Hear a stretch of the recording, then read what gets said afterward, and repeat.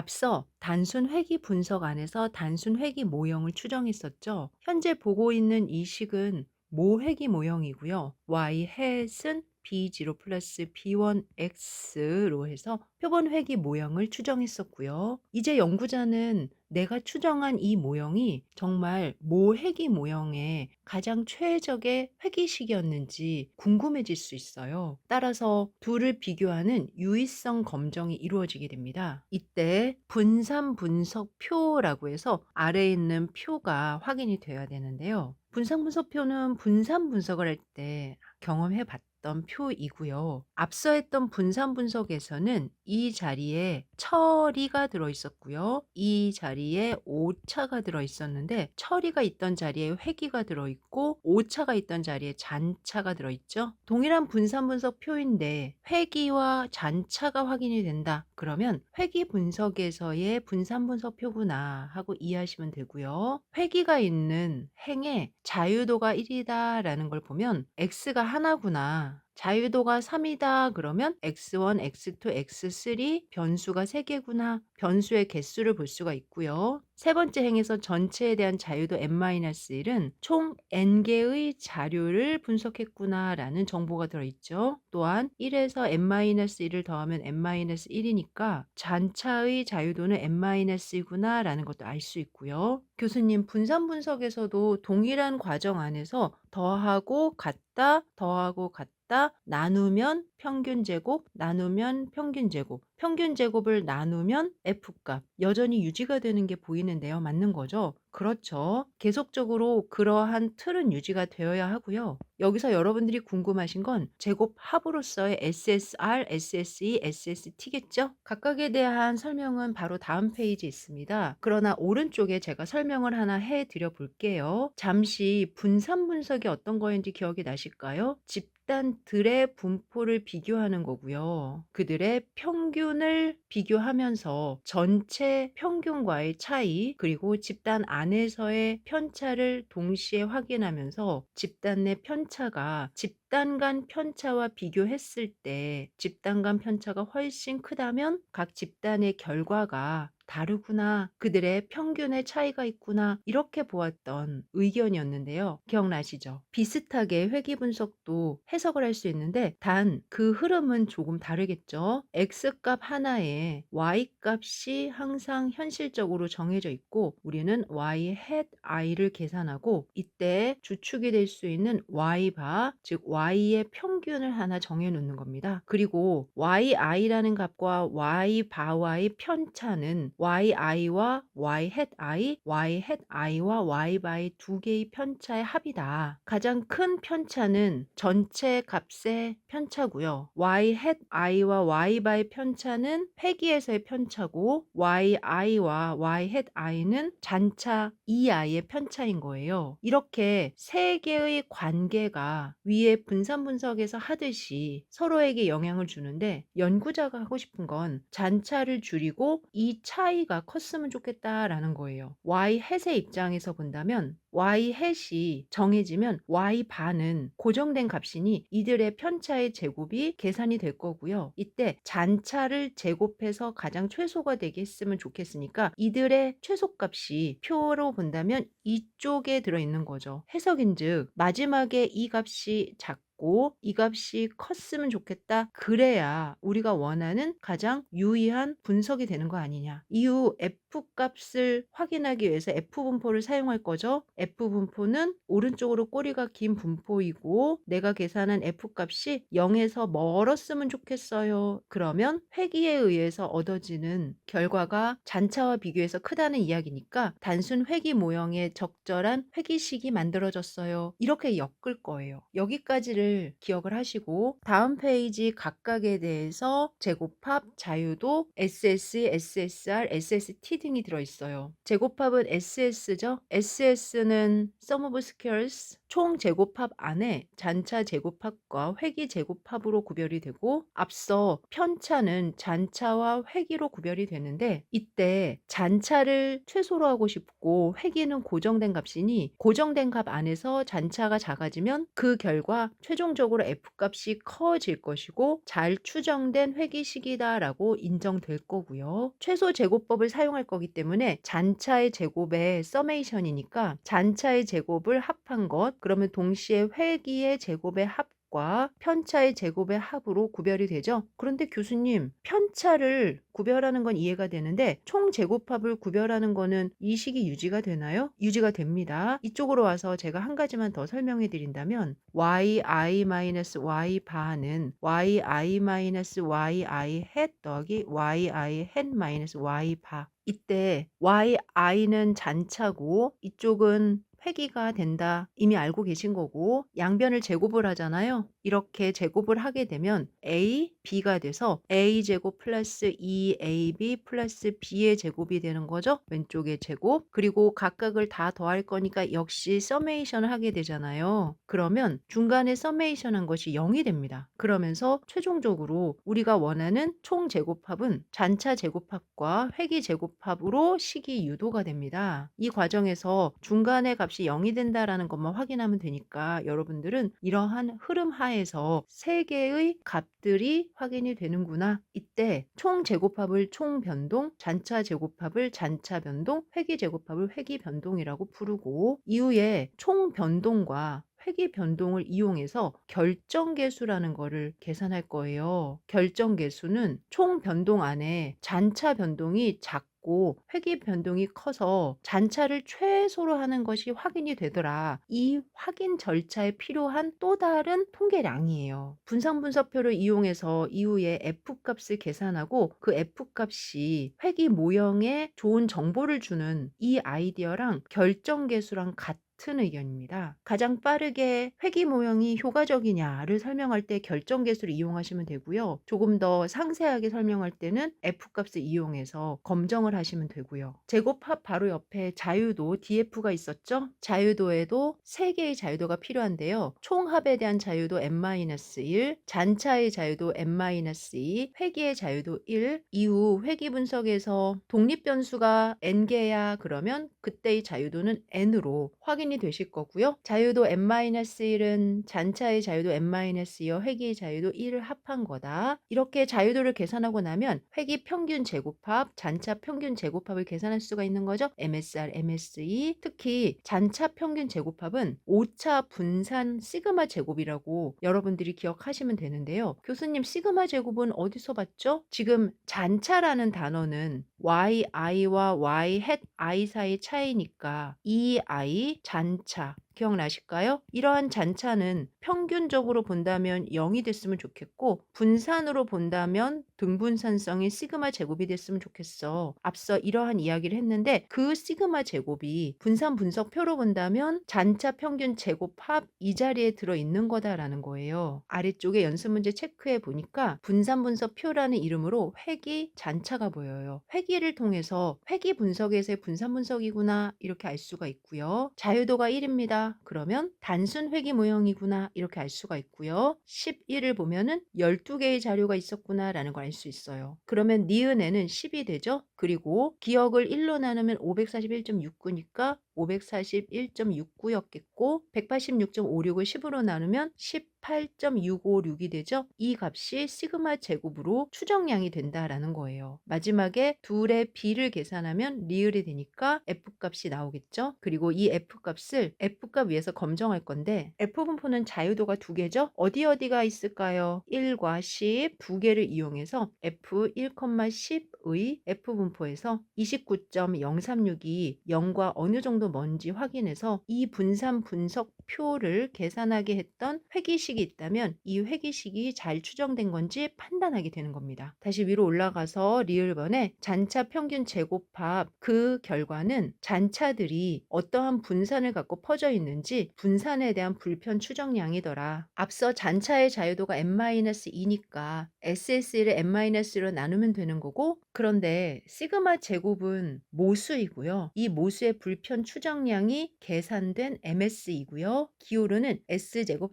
햇이라고 표현을 합니다. 햇이 들어가면 추정량이었었죠. 그리고 MSE는 SSE를 N-로 나누는 거죠. 식은 오른쪽과 같고요. 식을 외우거나 유도하기보다는 방금 함께 계산한 연수 문제처럼 내용을 채워서 마지막에 해석하는 거, 시그마 제곱이 이 값으로 추정이 되겠구나, 전체가 12개의 자료구나, 단순 회귀 모형이구나 등으로 판단하는 거, 이 부분이 핵심이고요. 이와 같은 분산분석표에서 얻어지는 F값과 같은 아이디어로 소개가 되는 방법이 결정계수 R제곱인데요. 앞서도 이야기했지만 분산분석표 보세요, 여러분. 분산분석표에는 전체 728.25 안에서 541.69가 회귀에 대한 값이고요. 한결같이 이야기했지만 잔차의 값이 작았으면 좋겠다라고 얘기했어요. 당연히 제곱의 합도 작아야 좋겠죠? 만약에 잔차가 엄청 작아요. 그 말은 이 직선과 근처로 자료들이 확인이 된다는 거니까 최적의 직선을 구했다라고 볼 수 있을까요? 그러면 제곱합을 분석해 보면 전체의 값이 회귀의 값과 거의 유사할 때, 잔차의 값이 거의 적을 때 회귀 직선이 주어진 정보를 잘 표현했다라고 이야기할 수 있는 거예요. 이와 같이 단순 회귀 모형의 적합성을 설명할 때 결정계수라는 방법을 이용합니다. 동그라미 1번 읽어볼게요. 최소 제곱법에 의해 두 변수 사이에 표본 회귀식을 유도하더라도 선형관계 여부 또는 선형관계이더라도 회귀식이 자료를 얼마나 적합하게 나타내는지 알아보는 방법이 필요한데, 그 방법이 결정계수 R제곱이다. R제곱은 독립변수가 종속변수를 얼마나 잘 설명하고 있는지를 주장할 때 쓰는 수치이고, 앞서도 이야기한 것처럼 총 변동 SST 중에서 회귀 변동 SSR의 비율을 통해서 그 값들이 유사하면 1에 가깝겠죠. 회귀 변동이 작으면 0에 가깝겠죠. 그리고 전체 값은 항상 양수다. 따라서 R제곱은 0보다 크고 1보다 작은 결과 안에 1에 가까울수록 회귀 직선이 주어진 정보를 잘 설명하는 거고, 0에 가까울수록 잘 설명하지 못한다. 다음 페이지에 R제곱은 0.3입니다. 이렇게 나오면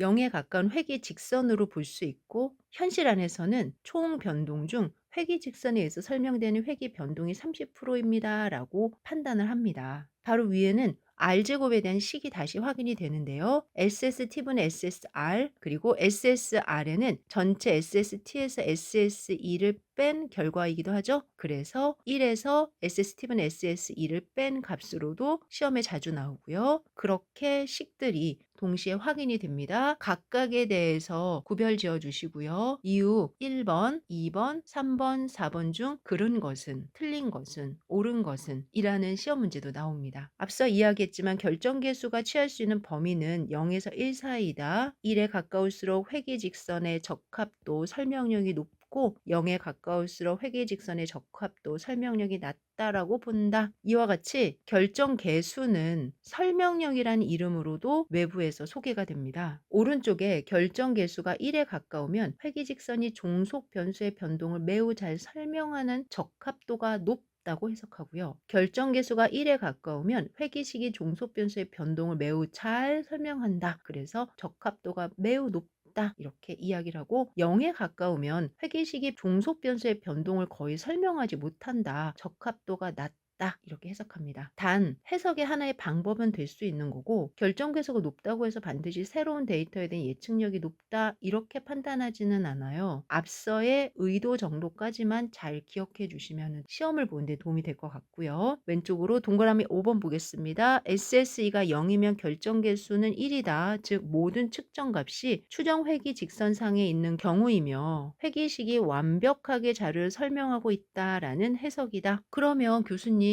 R제곱이 1이다 라는 거는 모든 정보가 직선 위에 있어요 라는 해석으로 봐도 될까요? 그렇게 보인다면 잘 예측하신 거고요. 반대로 6번을 보세요. XY 사이의 회귀 관계가 전혀 존재하지 않아 추정회귀 직선의 기울기가 0이더라. 그러면 SST는 SSE와 같다라는 거, 그 결과 결정계수도 0이 되는 거죠. 즉 추정회귀 직선이 자료를 전혀 설명하지 못하는 것, 자료에 부적합한 회귀 직선이 된다는 의미인데요. 5번과 6번이 반대되는 의견을 드리고 있으니 꼭 확인해 보시고, 6번을 읽으면서 궁금한 사항이 하나 있어요. X하고 Y 사이에 회귀 직선을 구할 수 없는데도 불구하고 직선을 구했다 했다. 그렇게 읽히는데 제 말이 맞을까요? 맞아요. 분명히 아무리 봐도 직선이 안 보이거든요. 그런데 수치를 이용해서는 직선을 계산할 수가 있습니다. 그럴 때 이 직선이 주어진 정보들을 최적으로 적합했느냐, 다시 말하면 설명력이 있느냐, 이렇게 한 번 더 점검해야 되고 그 도구가 결정계수더라라는 거예요. 아, 그래서 결정계수를 꼭 확인해야 된다는 이야기시군요. 맞아요. 왼쪽 7번 보세요. 결정계수 R제곱은 독립변수의 수가 늘어날수록 증가하는 경향이 있다. 이후 다중선형회귀에서도 한 번 더 이야기하겠지만 x 하나에 대한 y를 보는 것보다 x1, x2 또는 x3 이렇게 독립변수가 늘어나면 y를 잘 설명할 수 있게 된다라고 판단이 됩니다. 그래서 독립변수의 수가 늘어날수록 결정계수도 커지게 되는데, 특히 종속변수에 미치는 영향이 적은 독립변수가 추가되어도 결정계수가 증가해서 다중선형회귀에서는 수정된 결정계수를 계산하도록 한 번 더 안내해 드릴 겁니다. 8번 중요합니다. 단순 선형 분석에서 결정계수 R제곱은 상관계수 R의 제곱과 같다. 그래서 이름도 R제곱이라고 썼는지 모르겠어요. 예를 들어서 가족수와 생활비 사이에 상관계수가 0.6이라고 하면 결정계수는 0.6의 제곱인 0.36이 된다라는 거죠. 그리고 보통 결정계수는 대문자로 씁니다, 여러분. 여기 수정해 주세요. 9번까지 읽고 오른쪽 플러스 볼게요. 9번 상관계수 R은 결정계수 R제곱의 제곱근에 추정회귀계수 B1의 보호를 따른다. 이게 무슨 말일까요? 예를 들어서 R제곱이 0.36이 나왔어요. 그러면 상관계수가 0.6이거나 또는 마이너스 0.6 중에 하나겠죠. 이때 이 부호를 확인하기 위해서는 R과 직접 연결된 추정회귀 계수 B1을 보면 된다. 예측이 가능하죠. 그들의 부호가 양수이면은 상관계수도 0.6이고 음수이면 상관계수가 마이너스 0.6으로 부호가 유지가 되겠다. 9번도 시험에 정말 잘 나옵니다. 이렇게 시험에 잘 나오는 문장들은 색깔을 넣어놨으니 꼭 집중해서 보시고요. 오른쪽에 플러스를 보니까 다중회귀 분석에서는 결정계수가 상관계수의 제곱과 동일하지 않다. 상관계수를 계산할 때는 x와 y 사이에 하나씩 계산을 하잖아요. 그리고 다중회귀 분석에서의 결정계수는 y와 y에 영향을 주는 x1, x2 이들 사이의 관계로 R제곱을 계산하거든요. 만약에 상관계수를 계산하듯이 둘씩 짝지어서 상관계수를 하나씩 다 계산하면 이들을 제곱한 것이 R제곱이 되는 건 아니다. 이런 뜻이에요. 이후에 설명을 보면 다중회귀 분석에서 결정계수 R제곱은 개별 독립변수 xi와 종속변수 y의 상관계수 제곱과 동일하지 않다. 그럴 수 없겠죠. 참고만 하시고 이후에 필요하면은 문제를 풀면서 다시 언급해 드리겠습니다. 이렇게 해서 단순 선형회귀 모형도 구할 수 있고 결정 계수까지 확인했습니다. 8번째 단순 회귀 모형의 유의성 검정, F 검정 이용 어떤 부분인지 예측이 되실까요? 앞서 분산 분석표를 통해서 F 값을 얻었습니다. 이 F 값을 통해서 단순 회귀 모형의 유의성 검정이 가능한데요. 다시 말하면 내가 계산한 회귀 모형이 주어진 정보를 잘 확인하더라. 이때 F값을 이용해서 앞서 세운 회귀 모형이 주어진 정보에 잘 부합하더라 라는 대립가설을 확인해 보고자 귀무가설은 회귀 모형이 유의하지 않다. 주어진 정보를 잘 확인할 만한 기울기가 존재하지 않는다. 아니다. 기울기가 0이 아니다. 이렇게 가설을 세우고 분산 분석표에서 계산한 F값을 확인할 F분포 자유도가 1,n-2를 따른 F분포를 설정하고 그 F값이 유의수준 알파를 기준으로 그림으로 그린다면 기각력 부분을 설정해 놓은 곳 어딘가에 계산된 F값이 포함이 되면 또는 임계값과 비교해서 임계값보다 크면 H0를 기각한다. 연구자가 세운 회귀 모형은 주어진 정보를 잘 설명하고 있다, 유의하다 이렇게 마무리를 짓게 되는 거고요. 이를 위해서 현실적인 자료에 적절한 분산 분석표를 작성하고 F값을 구하고 마무리를 짓는 그 흐름을 설명하고 있는 겁니다. 지금의 유의성 검정에서는 F분포를 이용한 F검정이고 가설을 이렇게 세운다. 이후 분산 분석표에서 F값을 이용해서 기각 여부를 확인하는 거 몇 번 연습해 보시면 금방 확인이 되고요.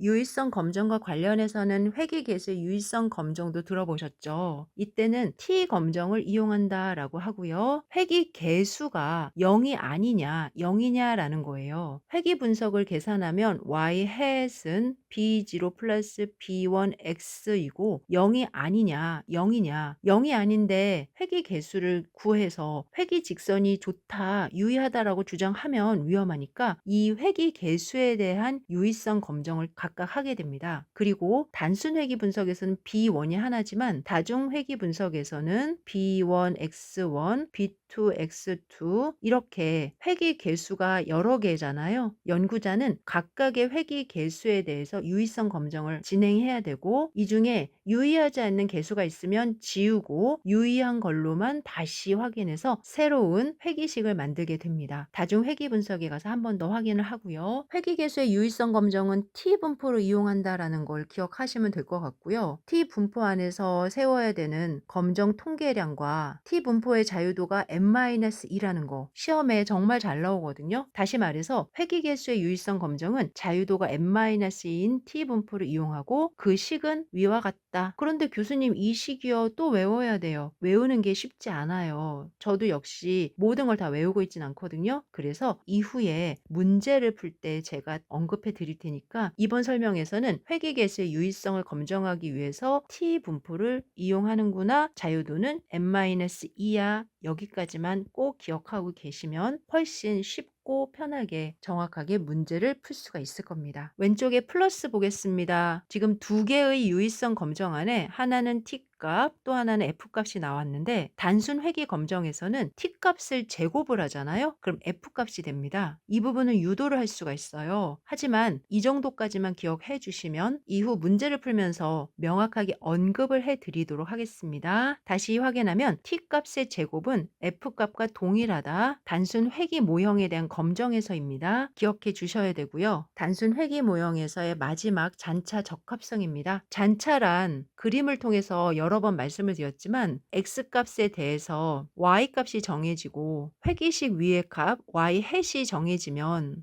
Y값과 Y hat 사이의 값을 잔차라고 하더라 말씀을 드렸잖아요. 이렇게 잔차들이 그림 위에 다양하게 확인이 될 텐데 이러한 잔차들을 모두 더하면 0이다. 어떻게 생각하세요? 또는 잔차 제곱의 합은 최소가 된다. 이 부분 때문에 잔차를 쓴 거죠. 이제 추가로 두 개의 정보가 시험에 잘 나오는데 위로 올라가서 1번 잔차의 평균은 0이다. 앞서서도 이야기했죠? 잔차들은 모집단의 오차를 겨냥해서 평균이 0이고 시그마 제곱의 정규 분포를 가정했다. 혹시 기억나실까요? 이 부분 다시 한번 언급을 할 수가 있는데 핵심은 잔차의 합은 0이다예요. 그리고 추가로 잔차와 xi를 곱한다. 오른쪽으로 가보세요. 잔차 하나에 xi라는 x값을 곱하는 거예요. 잔차와 x값을 곱한다. 그리고 합하면 0이고요. 잔차와 y hat을 곱해요. 잔차와 y hat, 잔차 y hat, 잔차 y hat을 곱하면 그 합이 또 0이다. 이 세 가지가 잔차 적합성의 조건인데요. 직접 해봤거든요. 그런데 모두 0입니다. 혹시 누군가가 yi와 잔차의 곱을 합한 게 0이다. 이렇게 이야기하면 yi가 아니라 y hat입니다. 이 세 가지에다가 한 가지 더 추가해서 다음 중 틀린 것은 하고 질문을 하면 yi가 안 된다라는 거 알고 계시면 되고요. 잔차란 yi와 y hat i 사이의 차이다. 현실적으로 이들의 차이를 다 더하면 0이겠죠? 기출문제 풀어보겠습니다. 단순 회귀 모형에 대한 추정 회귀식이 y hat은 a 플러스 bx일 때 b의 값은 b는 기울기고요. 기울기를 구하는 방법이 두 가지인데요. 하나는 상관계수 곱하기 x의 표준 편차와 y의 표준 편차, 또 하나는 x와 y의 공분산을 x의 분산으로 나누는 거. 아래 주어진 정보를 보니 상관계수가 있고 x의 표준 편차랑 y의 표준 편차가 있습니다. 바로 대입하면 b가 나오겠죠? 0.75 곱하기 4분의 3인가요?